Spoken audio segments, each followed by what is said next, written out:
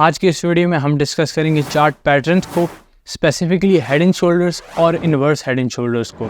Chart पे जाने से पहले कि मैं आपको इसकी फॉर्मेशन बताऊं कि ये पैटर्न्स किस तरह फॉर्म होते हैं, आपको सबसे पहले जो चीज़ पता होनी चाहिए वो ये है कि इनकी साइकोलॉजी क्या है। आखिर चार्ट पैटर्न्स फॉर्म क्यों होते हैं और हम इनको ट्रेड क्यों करते हैं। ये कॉन्सेप्ट आपको समझाने के लिए मुझे आपको ह्यूमंस की साइकोलॉजी समझानी पड़ेगी। आप कोई भी मार्केट उठा के देख लें, चाहे वो स्टॉक मार्केट हो, फॉरेक्स हो या क्रिप्टो हो, तो आपको एक चीज़ सिमिलर मालूम होगी कि इन सब मार्केट्स को ह्यूमंस ट्रेड कर रहे हैं। ह्यूमंस की एक ख़ास साइकोलॉजी है जो कि उनसे सर्टेन एक्शंस परफॉर्म करवाती है, सर्टेन इवेंट्स ट्रिगर होने की वजह से। मैं आपको मिसाल देता हूँ कि अगर कोई गुड इवेंट आया है मार्केट में, एक गुड न्यूज़ आई है मार्केट में, तो ह्यूमंस के इमोशंस ट्रिगर होंगे और वो बाय करेंगे मार्केट में जाके। कुछ उस वक्त इंतज़ार करेंगे और आहिस्ता आहिस्ता बाइंग स्टार्ट करेंगे, कुछ उस वक्त न्यूट्रल रहेंगे। तो ह्यूमंस की साइकोलॉजी से खास पैटर्न्स क्रिएट हो रहे हैं मार्केट में। अगर मैं इसी तरह बात करूं कि कोई बैड न्यूज़ आ जाए मार्केट में, तो ह्यूमंस आहिस्ता आहिस्ता सेलिंग करेंगे, कुछ पैनिक सेलिंग स्टार्ट कर देंगे, कुछ होल्ड रखेंगे उस कंडीशन में। तो ये सारे एक्शंस जो कि उनके इमोशंस ट्रिगर होने की वजह से परफॉर्म हो रहे हैं, वो आपको मार्केट में चार्ट्स की सूरत में नजर आते हैं। और इसीलिए चार्ट पैटर्न्स इतने इंपॉर्टेंट होते हैं क्योंकि वो ह्यूमंस की साइकोलॉजी बता रहे होते हैं। और हमारी एज अ ट्रेडर ये रिस्पॉन्सिबिलिटी बनती है कि हम मार्केट को ऑब्जर्व करें, बैक टेस्ट करें और जाके देखें कि हिस्ट्री में जो चार्ट पैटर्न्स प्ले आउट हुए हैं उनमें से सबसे ज़्यादा प्रॉफिटेबल चार्ट पैटर्न्स कौन से थे, जिनकी 70 to 80% प्रोबेबिलिटी रहती है कि वो प्रॉफिटेबल ही होंगे। अब आपको चार्ट पैटर्न्स की साइकोलॉजी समझ आ चुकी है और उनकी इंपॉर्टेंस का भी पता चल चुका है। अब हम जाते हैं चार्ट्स की तरफ और आज के जो इंपॉर्टेंट टॉपिक है हेड एंड शोल्डर्स और इन्वर्स हेड एंड शोल्डर्स, उसको डिस्कस करते हैं। हेड एंड शोल्डर्स आपको समझाने से पहले मैं आपको इसके 4 बेसिक कंपोनेंट्स बता दूं। हेड एंड शोल्डर्स कॉन्स्टिट्यूट करता है आपकी लेफ्ट शोल्डर पे, right shoulder, head and neckline. ये 4 चीज़ें हैं जो कि हेड एंड शोल्डर को हेड एंड शोल्डर बनाती हैं। अगर मैं चार्ट पे आपको लेके जाऊं तो सबसे पहले एक सपोर्ट एरिया हम ड्रॉ कर लेंगे और यहाँ पे हेड एंड शोल्डर्स फॉर्म होने के लिए मार्केट को डाउन ट्रेंड में आना होगा। डाउन ट्रेंड में आने के बाद मार्केट को एक सपोर्ट एरिया से बाउंस मिलेगा, छोटा सा बाउंस मिलने के बाद मार्केट को फिर रिजेक्शन मिलेगी और रिजेक्शन मिलने के बाद उस ही सपोर्ट एरिया से एक और बाउंस मिलेगा जो कि पिछले लेफ्ट शोल्डर के हाई को ब्रेक कर देगा। ब्रेक करने के बाद थोड़े से टाइम बाद या मार्केट थोड़ा कंसोलिडेट भी कर सकती है उस जगह में, फिर रिजेक्शन मिल जाएगा एक और मार्केट उस ही सपोर्ट एरिया पे आ जाएगी। यहाँ से एक और बाउंस मिलेगा मार्केट को और जो लेफ्ट शोल्डर है उसके हाई तक जाएगी मार्केट और वहाँ से उसको एक और रिजेक्शन मिल जाएगा। तो ये बेसिक आपको एक स्ट्रक्चर अब पता चल चुका है कि हेड एंड शोल्डर्स का left shoulder, head, right shoulder form हो गया। ये जो सपोर्ट एरिया है इसको नेकलाइन बोलते हैं। अगर तो ये ब्रेक हो जाए तो head and shoulders play out हो जाएगा और इसके ब्रेक होने के बाद मार्केट के रीटेस्ट पे इसकी एंट्री बनती है। तो ये आपको एक बेसिक हेड एंड शोल्डर्स का पैटर्न समझ आ गया है। अब मार्केट में जाके एग्जांपल्स आपको मैं दिखाता हूँ। उससे पहले थोड़ा सा आपको मैं ये एक मरतबा फिर रिवाइज करवा दूँ कि इसमें एक लेफ्ट शोल्डर होता है, एक राइट शोल्डर होता है, एक हेड होता है और एक नेकलाइन होती है। एंट्री नेकलाइन की ब्रेक करने के बाद रीटेस्ट पे ली जाती है। इन्वर्स हेड एंड शोल्डर या कोई भी चार्ट पैटर्न हो, ये हर टाइम फ्रेम पे बनता है, लेकिन टाइम फ्रेम जितना बड़ा होता जाता है उतना स्ट्रॉन्ग आपको एक सिग्नल मिलता है। अब हम जाते हैं चार्ट की तरफ और यहाँ पे अगर आप देखें तो बिटकॉइन ने हेड एंड शोल्डर फॉर्म किया था, लेकिन इसकी नेकलाइन स्टॉप की फॉर्म में थी। ट्रेंड लाइंस और मार्केट स्ट्रक्चर्स को हम डिस्कस करेंगे, लेकिन अभी इस जगह पे आप देखें तो यहाँ पे इस ट्रेंड लाइन ने एज अ नेकलाइन काम किया।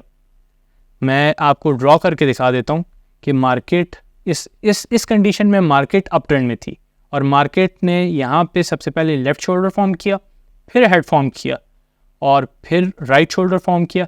राइट शोल्डर कंप्लीटली फॉर्म नहीं हुआ था और उससे पहले मार्केट को थोड़ा सा बाउंस मिल गया। बाउंस मिलने के बाद उसी राइट शोल्डर को दोबारा कंप्लीट किया और एज अ डबल टॉप भी वहाँ पे फॉर्म कर लिया था और वहाँ से फिर मार्केट ने इसको ब्रेक कर दिया और आप देख सकते हैं कि 2 मरतबा इसको रीटेस्ट किया मार्केट ने और फिर गिरी है। अगर यहाँ पे देखें तो तीसरी कैंडल ने, ये एक कैंडल डेली टाइम फ्रेम को रिप्रेजेंट कर रही है, ये डेली चार्ट चल रहा है।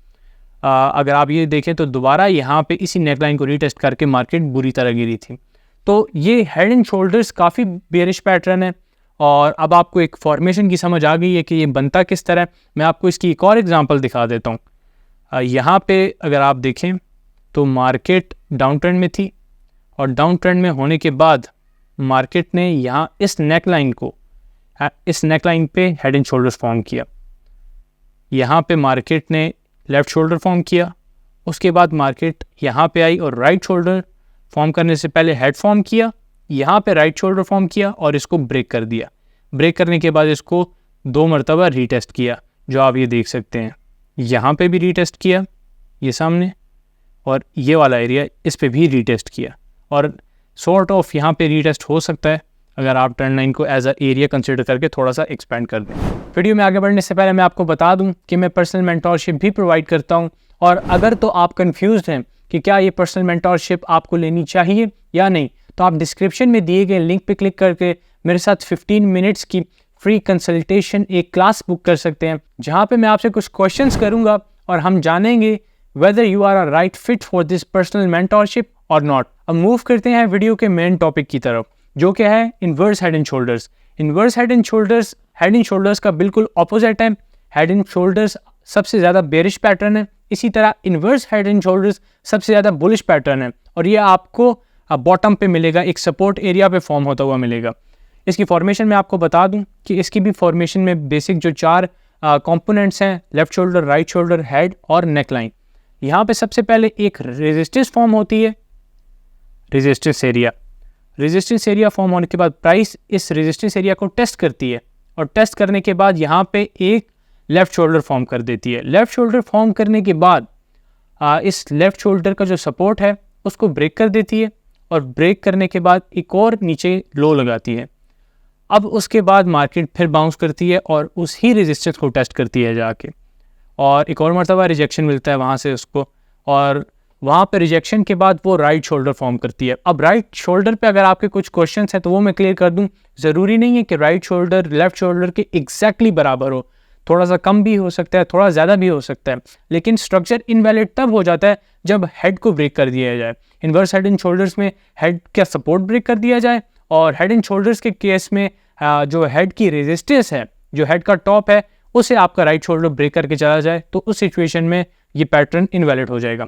इस केस में अब यहाँ पे फिर मार्केट उसको टेस्ट करती है जाके, और जब इसको ब्रेक कर देती है तो यहाँ से ब्रेक करने के बाद उसकी रीटेस्ट पे एंट्री बनती है इस पैटर्न की, और इसका जो रेजिस्टेंस एरिया है उसको नेकलाइन बोलते हैं, जिस तरह सपोर्ट एरिया को हेड एंड शोल्डर्स के केस में नेकलाइन बोलते हैं। इसकी अब मैं आपको कुछ एग्जांपल्स दिखाता हूँ चार्ट पे। अगर हम डेली टाइम फ्रेम पे बिटकॉइन के जाएं, सॉरी वीकली टाइम फ्रेम पे, तो यहाँ पे ये पैटर्न फॉर्म हुआ था, और आप अब खुद देख सकेंगे कि आपको समझ आ रही होगी ये किस तरह काम करता है। यहाँ पे ये आप देखें, सबसे पहले मार्केट डाउन ट्रेंड में थी, फिर मार्केट ने एक रेजिस्टेंस एरिया जो है उसको फॉर्म किया और टेस्ट किया उधर जाके, उसके बाद हेड फॉर्म किया मार्केट ने नीचे आके, और फिर राइट शोल्डर ने 2 मरतबा टेस्ट किया। राइट शोल्डर 2 नहीं 3 मरतबा भी टेस्ट कर सकता था, उसका इशू नहीं है। जब तक आपका हेड का स्ट्रक्चर ब्रेक नहीं हो जाता, स्ट्रक्चर तब तक वैलिड रहेगा। और यहाँ पे मार्केट ने 2 मरतबा टेस्ट करके डबल बॉटम फॉर्म किया और उसको ब्रेक कर दिया। ब्रेक करने के बाद वो जो नेक लाइन थी, जो रेजिस्टेंस था, अब वो सपोर्ट की तरह काम करेगा, और आप देख सकते हैं कि मार्केट ने यहाँ से बाउंस लिया, और अभी फिर रिसेंटली मार्केट ने यहाँ से ही बाउंस लिया। तो ये एरिया अभी हमारे लिए काफ़ी इंपॉर्टेंट एरिया है। अगर आपके साथ एक और एग्जांपल शेयर करूं मैं वीकली टाइम फ्रेम पे ही, तो आप देख सकते हैं कि यहाँ पे जब बिटकॉइन $10,000 की रेंज में ट्रेड हो रहा था, तो यहाँ पे इसने inverse head and shoulders form किया था, और ये सबसे ज़्यादा बुलिश पैटर्न है, इसलिए मार्केट ने इसको बहुत अच्छे से प्ले आउट किया। मार्केट यहाँ पे गई, यहाँ से इसको थोड़ा सा रिजेक्शन देखने को मिला, और फिर इसने अपना लेफ़्ट शोल्डर कंप्लीट किया, उसके बाद राइट शोल्डर की तरफ आई। राइट शोल्डर 2, 3, 4 कैंडल्स, ये पूरा एक एरिया कंसोलिडेशन का भी हो सकता है, ज़रूरी नहीं है कि एक कैंडल ही आपका राइट शोल्डर हो। उसके बाद मार्केट फिर ऊपर गई, और ऊपर जाने के बाद यहाँ से इसको टेस्ट किया और राइट शोल्डर फॉर्म कर दिया, जिसको दोबारा रिजेक्शन मिली, और दूसरी ट्राई पे इसको ब्रेक किया, और ब्रेक करने के बाद इसको बहुत ज़बरदस्त किस्म का एक सपोर्ट की तरफ फॉर्म किया, और फिर अपना अप ट्रेंड मार्केट ने कंटिन्यू रखा। तो यह एक बेसिक आपको चीज़ों की समझ आ गई है कि हेड एंड शोल्डर्स और इन्वर्स हेड एंड शोल्डर्स होता क्या है, काम किस तरह करता है, कॉन्स्टिट्यूट किन किन चीज़ों पे होते हैं ये, और आखिर ये जो पैटर्न्स हैं ये इतने इंपॉर्टेंट क्यों हैं। आज की क्लास में बस इतना ही। आप जाएं, इन चीज़ों को खुद बैक टेस्ट करें, क्योंकि मेरा यही मानना है कि knowledge is not power until executed।